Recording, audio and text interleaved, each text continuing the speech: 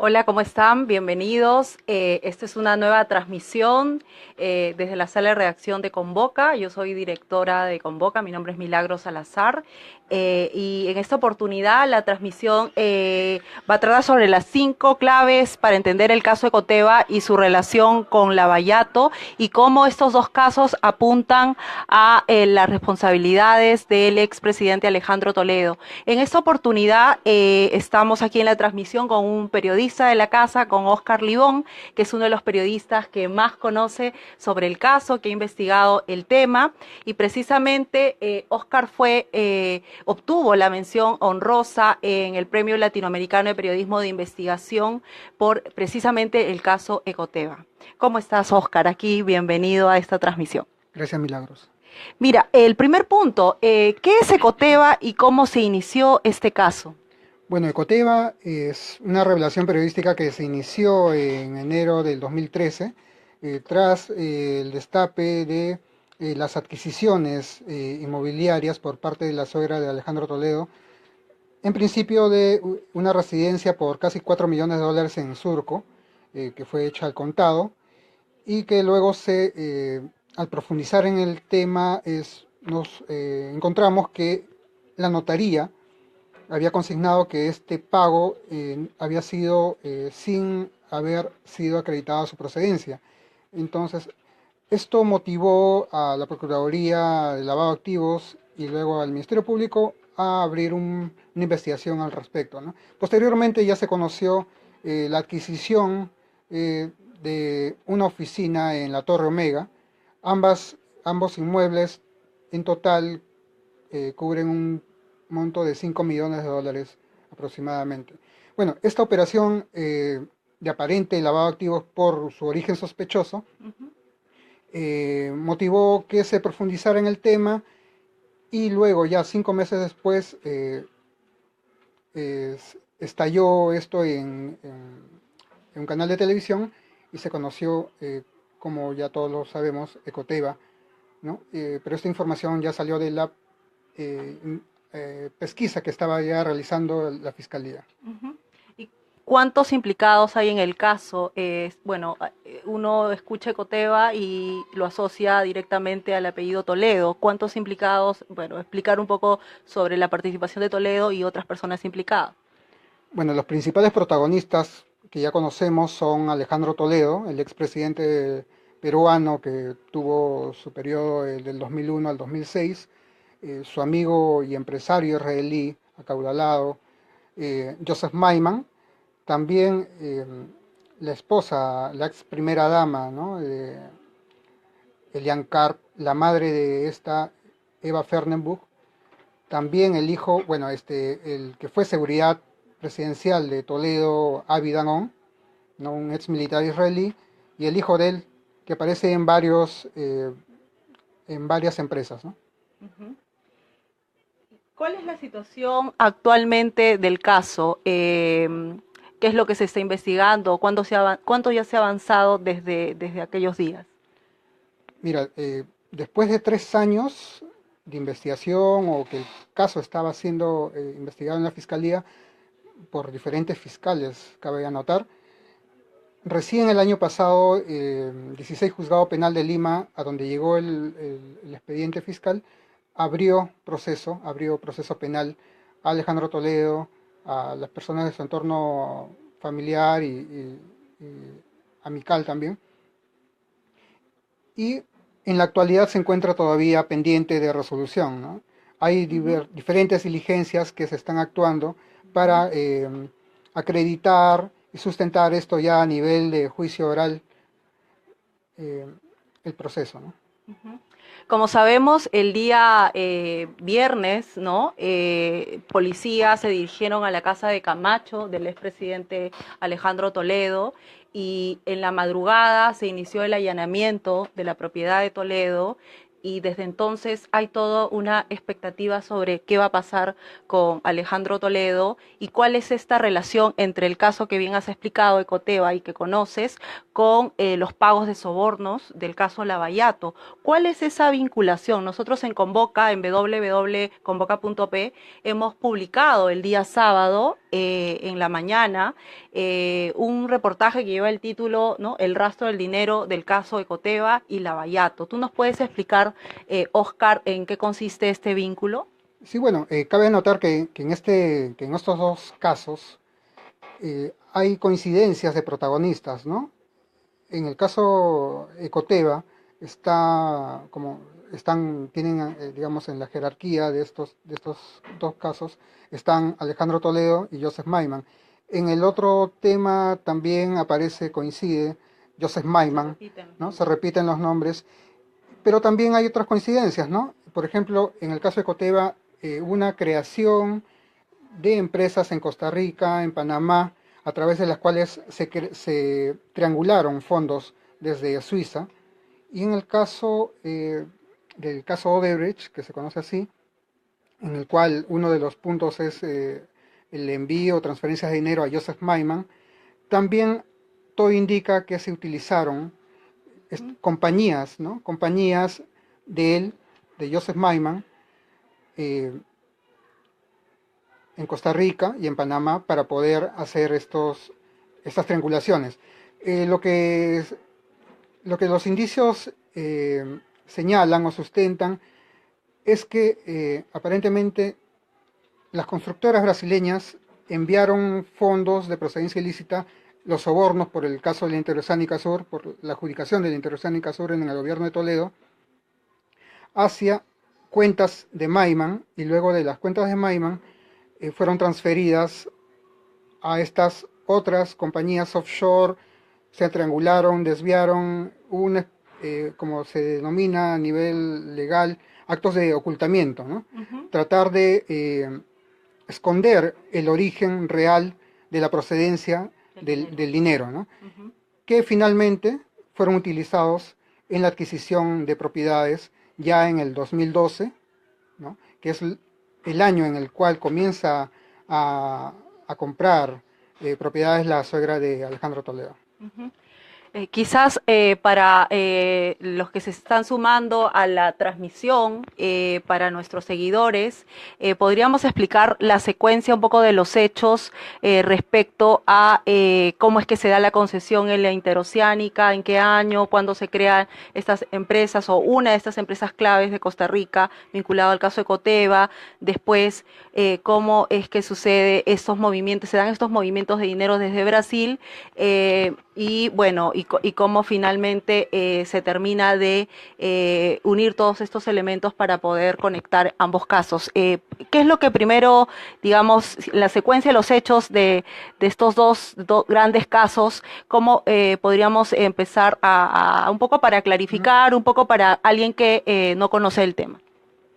Hay momentos claves, ¿no? Que para poder entender y también al poner esto en una sucesión de hechos, en una línea de tiempo, exacto, dejan ver o dejan en evidencia alguna lógica, ¿no? Que llevaron y condujeron a lo que ahora ya se conoce, ¿no? En principio, las empresas o varias de las empresas utilizadas para triangular fondos fueron creadas luego de que Toledo ganara la elección en el 2001. Okay. La principal es Confiado Internacional, una empresa panameña constituida en el 2003, en el cual también llama la atención que sus fundadores no son personas naturales, sino son otras offshore, ¿no? En fin, ese es un punto, en el 2003. Ya en el 2005 ya hubo todo un proceso previo para llegar al 2005 y se adjudiquen los diversos tramos de la interoceánica a constructoras brasileñas. Poco tiempo después se crea otra empresa, ya no en Panamá, sino en Costa Rica, Milan Ecotech. Y hay una coincidencia, como de 3 meses o algo así, entre que se adjudica la gran obra, ¿no? Que costó más de 2.000 millones de dólares, terminó costando más terminó costando porque comenzó con 800 millones de dólares, ¿no? Entonces, empezó con esta adjudicación, pocos meses se crea en Costa Rica una offshore, Milan Ecotech. Al año siguiente, en el 2006, ya como la fiscalía ya ha dejado en evidencia, Joseph Maiman, el amigo de Toledo, comienza a recibir montos de dinero de parte de constructoras brasileñas, ¿no? En un caso de Camargo y Correa, $91.000, que incluso esta cifra y la cuenta bancaria de Maiman figura en los documentos de la Policía Federal de Brasil, consignados en los documentos de Castillo de Arena, de la operación que se realizó allá En Brasil, en que fue Brasil. previa, digamos, a Lavallato y que es en el caso de Castillo de Arena, la investigación se centra en Camargo Correa, que es otra de las empresas constructoras que han ejecutado diversas obras en el Perú y que son investigadas en Lavallato, al igual que Odebrecht, ¿no? Así es. Y bueno, y los otros envíos, porque hay un envío, el de $91.000 a Joseph Maiman, hay otros envíos, otros tres, mediante un banco que fue utilizado por Odebrecht para pago de sobornos ya en Brasil, ¿no? Entonces, lo que la fiscalía sospecha es que Odebrecht utilizó estas cuentas, este banco, digamos, para transferir también dinero de sobornos a Joseph Maiman por un monto de, hasta ahora conocido solo eso, $1.500.000, ¿no? $600.000 aproximadamente. Sí, más o menos. Y de aquí, 5 meses después, porque eso fue en junio y julio del 2006, justamente ya cuando iba a terminar el periodo presidencial de Alejandro Toledo, Milan Ecotech, la empresa costarricense, Sí. comienza a recibir montos de dinero por $500.000 por remesa, ¿no? En diciembre recibió dos montos, casi $1.000.000, y en febrero recibió otro 1.500.000, o otro, sí, $500.000. Entonces una cifra similar a la que más o menos había recibido Maiman en pocos meses antes. Así pocos meses antes. Entonces estamos hablando de, primero se crean las empresas, luego se da la concesión de la obra, luego se registran movimientos financieros que tienen como destino final las cuentas de Maiman, digamos, y sus empresas desde Brasil. Luego vemos movimientos financieros que comienzan, ¿no?, posteriormente, al poco tiempo, de una de estas empresas que están involucradas en el caso Ecoteva. Entonces hay, como bien dices, Oscar, momentos claves, ¿no? Y que de hecho las autoridades en el Ministerio Público deben estar haciendo siguiendo este rastro del dinero que es tan importante. Por eso la colaboración también con las autoridades de Suiza, ¿no?, de Brasil, también de Estados Unidos. Ahora, ¿cuál es la situación actual del expresidente Alejandro Toledo con la justicia peruana? El día viernes, cuando se supo del allanamiento, ¿no?, que se iba a iniciar el allanamiento a la casa de Camacho de Toledo, nosotros publicamos una nota sobre los casos, las investigaciones abiertas en la justicia peruana, tanto a Toledo como a Maiman, ¿no? ¿Cuáles son esos casos que tiene la justicia peruana? Bueno, aparte del caso por lavado de activos, donde está denunciado y procesado penalmente por lavado de activos Alejandro Toledo, también ahora, ya se sabe, está incluido en la investigación fiscal del doctor Hamilton Castro por sobornos, ¿no?, por corrupción de funcionarios. Además, hay otra denuncia en la fiscalía por una denuncia de un tercero respecto a la aprobación, emisión de una ley que habría favorecido a Odebrecht al eximir, al permitirle, ¿no?, participar en licitaciones, a pesar de tener procesos abiertos en la justicia peruana. Perfecto, muchísimas gracias. Ahora, digamos que hemos planteado unos 5 puntos claves del caso, y quizás podemos añadir un punto también, Oscar, porque resulta que, bueno, en Convoca nosotros hacemos periodismo de investigación y análisis de datos, pero también enseñamos a otros o compartimos lo que sabemos con otros para que también potencien su trabajo, sus hallazgos, sus investigaciones. Y una de las cosas que quisiera preguntarte es, ¿cuál había sido la metodología, las fuentes de información que a las que habías recurrido para poder investigar el caso Ecoteva? Bueno, en principio, las fuentes documentales, ¿no?, fuentes documentales que me ayudaran a confirmar que hubo las adquisiciones, propiedades, ¿no? Como bueno, es evidente que registros públicos, notarías, después ya en una siguiente etapa, al tratar de ver quiénes, quiénes más pudieron haber participado en esto, en estas operaciones, ya recurrimos a migraciones para ver si habían coincidencias, ingresos o viajes hacia otras partes del extranjero de personas que habían participado en la compra y en la compra de los inmuebles, ¿no? Relacionados al tema. Ahí, por ejemplo, en esta búsqueda surgió el nombre de Avi Danon, que Ujú. por primera vez surgió el tema de Avi Danon ahí, porque comenzamos, como te digo, a ver ya un poco el panorama y al tratar de identificar quiénes fueron los principales colaboradores o el entorno más cercano de Alejandro Toledo durante su gobierno. Y ahí hicimos la búsqueda sobre el militar israelí, ¿no? Y hizo coincidencias de viajes con Eva Fernemus, la suegra de Toledo.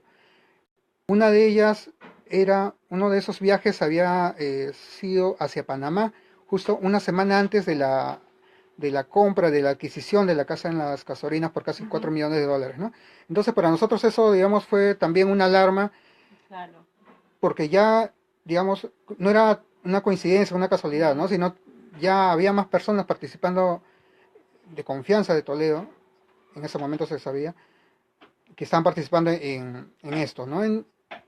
Y bueno, al profundizar eso, contactamos con personas más cercanas a Avidanón aquí en el periodo presidencial de Toledo. Ahí fue donde una persona muy cercana a él eh, comentó, refirió haber visto dinero en efectivo que trasladaba Avidanón hacia Centroamérica en maletas y utilizando pasaporte diplomático, ¿no? Incluso con otras identidades o usando también pasaportes como agente de inteligencia israelí, ¿no? Ok. Ahora estás hablando de una investigación transnacional, ¿no? Que ha implicado acceder a fuentes, bueno, en el Perú, en Costa Rica, ¿no? Rastrear un poco en Panamá, o rastrear obviamente en Panamá, bueno, hablamos de offshore, pagos de sobornos, cada vez más veces mencionadas, Panamá. Por ahí se cruza también el tema con Panama Papers y las creaciones de offshore y cómo los estudios de abogados juegan un papel importante en la creación de estas offshore. Entonces estás hablando de una investigación que te llevó a seguir digamos, la pista del dinero y los movimientos a diversos países. ¿Qué recomendaciones haces tú digamos, a los jóvenes que están comenzando sobre cómo seguirle el rastro precisamente al dinero? Bueno, tratar de fundamentar o documentar Ujú. cada información que tienen y pasar al siguiente nivel una vez que tengan sólida esa hipótesis, ¿no? ¿No? Exacto. Ir paso a paso, porque, digamos, el caso no termina. El caso que se inició aquí el Tres, 2013, el ajá. 2013, todavía no termina, Sí. ¿no? Entonces, eh, o sea, no es que uno vaya a tener todo el caso completo y vaya a documentar y vaya a comprobar que alguien es corrupto en una semana o en dos, pero hay puntos en los cuales Ujú. se puede ir avanzando escalón por escalón, documentar punto por punto. En este caso era el rastro del dinero y eso fue lo que nos llevó a primero ver quiénes habían financiado las compras en las notarías para ver qué nombres, qué empresas surgían ahí y luego ya seguir la pista, por ejemplo, cuando surgió el tema de Panamá, en Panamá, pero en realidad el destino final era Costa Rica. Ya cuando surgió Costa Rica, verificar más información ahí, la llegada o la participación o qué cosa, qué actividades realizaban estos personajes en esa ciudad, ¿no? Entonces, poco a poco, ¿no? O sea, poco a Paso poco, a paso a paso. paso, ¿no? Paso a paso. Y precisamente el sábado 18 de febrero vamos a tener dos talleres en donde además de las fuentes documentales que mencionas, las fuentes humanas, también le agregamos las bases de datos como fuentes de información para poder tener hallazgos. Vamos a hacer un primer taller, los miembros de Convoca, sobre cómo, digamos, hacer, construir reportajes, elaborar reportajes a partir del trabajo, como bien dice Oscar, detallado, paso a paso, y a partir de fuentes de datos también, de bases de datos, y también un taller sobre cómo desarrollar aplicaciones de noticias con desarrolladores, programadores y periodistas, porque es otra manera de contar las historias también. Esto es el sábado 18 de febrero. Ahora sí, abrimos a las preguntas de nuestros seguidores. Vamos a conectarnos, Oscar, para poder responder las preguntas que te hacen los lectores. Te van a preguntar por nombre, seguro. Te van a decir cuándo cae otro pez gordo. ¿Ah? Vamos a ver. Vamos a revisar tú también desde tu celu. Estás ahí desde la cuenta ahí. Veamos juntos.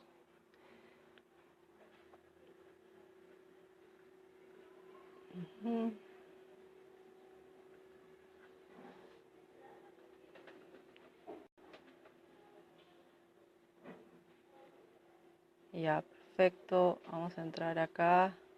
Qué raro, estamos acá, acá frente a la cámara y estamos acá viéndonos acá las preguntas, viéndonos desde el celular. A ver, eh,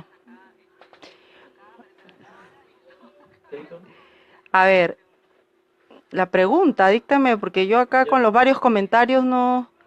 Se podría decir que Toledo sabía que Odebrecht trabajaba vía COIM desde la dictadura fujimorista.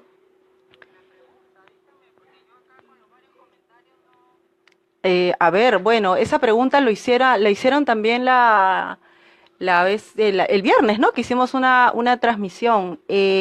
A ver, en principio estamos en pleno proceso de investigaciones, en las investigaciones, y definitivamente en estos momentos no se puede descartar que no haya habido pagos de sobornos en ningún periodo de gobierno. ¿Tú qué piensas, Oscar?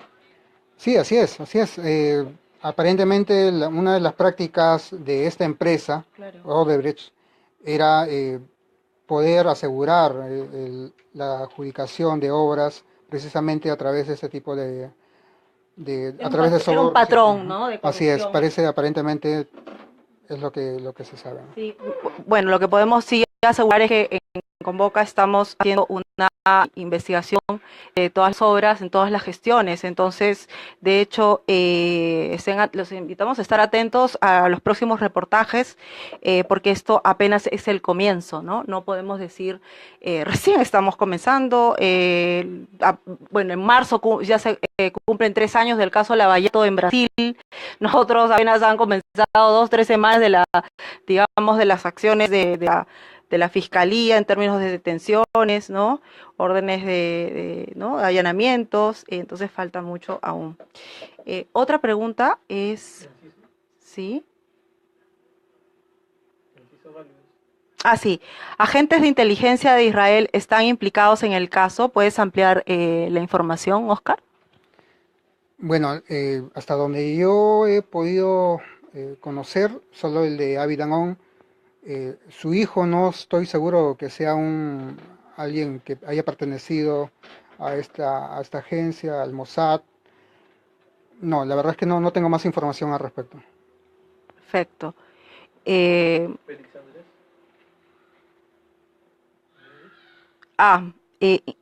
Pregunta Félix. ¿Por qué no menciona el nombre de la persona que entregó el dinero? ¿Podrías precisar, Félix, que entregó qué dinero? No sé, ¿por qué no menciona el nombre de la persona que entregó el dinero? Si nos puedes precisar, podemos ampliar luego la pregunta, claro, con gusto. Eh, Hay otra pregunta, ¿cuánto se gastó recursos, viajes en la investigación? Toda la documentación que se consiguió fue pública en la investigación de Coteva, imagino. ¿Cómo fue ese proceso, digamos, en términos de costos? Bueno, tú has trabajado en diversos medios en todo el proceso de la investigación, ¿no? Bueno, ahora formas parte de Convoca, pero antes has trabajado en otros medios. ¿Cómo ha sido eso? Porque, claro, me imagino que también hay el interés de otros colegas que quieren hacer sus propias indagaciones y a partir de tu experiencia, ¿cómo fue eso en el caso de Coteva? Bueno, fueron recursos propios de la redacción, ¿no? Claro. Son los que estaban a disponibilidad, los recursos que nos otorgaba el medio en donde nos encontrábamos, que básicamente, digamos, es lo básico para las búsquedas iniciales, registros públicos, el Registro Nacional de Identidad Civil, ¿no? El RENIEC, ya otros tipos de información, no sé, migraciones, los movimientos migratorios, que es lo básico, ¿no? Que es donde, digamos, que sirve para, como punto de partida quizás, y seguir profundizando, hacer quizás ya acciones de campo, pero es difícil cuantificar Claro. cuánto costó y todo este tema, no lo Pero tengo. dirías que es muy costoso, o sea, digamos que eh, mm, se podría decir que si no tienes muchos recursos, no puedes, no podrías saber, no puedes hacer una investigación como esta. No, pero digamos, pero tiene límites, ¿no? Por ejemplo, yo no pude viajar a Costa Rica, yo no pude viajar a Panamá, Qué importante lo que ¿no? dices. Yo no pude Claro. viajar, tuve que contactar a otras personas que me ayudaran con información de Panamá, de Costa Rica, eh, y obviamente ese es tiempo de espera, porque no depende de esta persona. Bueno, en fin, hay esas limitantes, ¿no? Hay esas limitaciones. Tampoco pudimos, por ejemplo, obtener, porque ahí, digamos, también se puede hacer lo mismo que se hace acá en esos países, ¿no? Y tratar de, hay mucha información que me llegó en su momento que requerían otro tipo ya digamos, de transporte, Trasladarte a otros sí, lugares. sí, así de trasladarme, pero nada, quedó ahí. Claro, uno hace, digamos, lo más dentro de las posibilidades, uno trata de hacer el mejor trabajo posible, ¿no? Y bueno, en ese sentido, cuando no te puedes trasladar a un país, el trabajo con otros colegas en otros países es importante y además ahora la tecnología también te permite recurrir a fuentes, a bancos de datos, digamos, globales, mundiales, donde tú puedas también rastrear la información. Eh, Otra pregunta.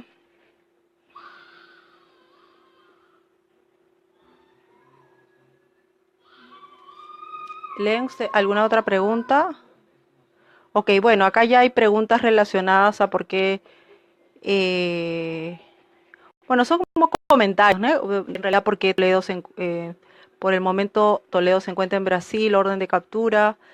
Bueno, la gente también está muy indignada y es normal que pueda, digamos, expresar un poco su incomodidad porque hasta ahora en efecto sabíamos que se estaba viendo lo de la orden, ¿no? De captura internacional, pero hasta el momento no hay nada todavía correcto, ¿no?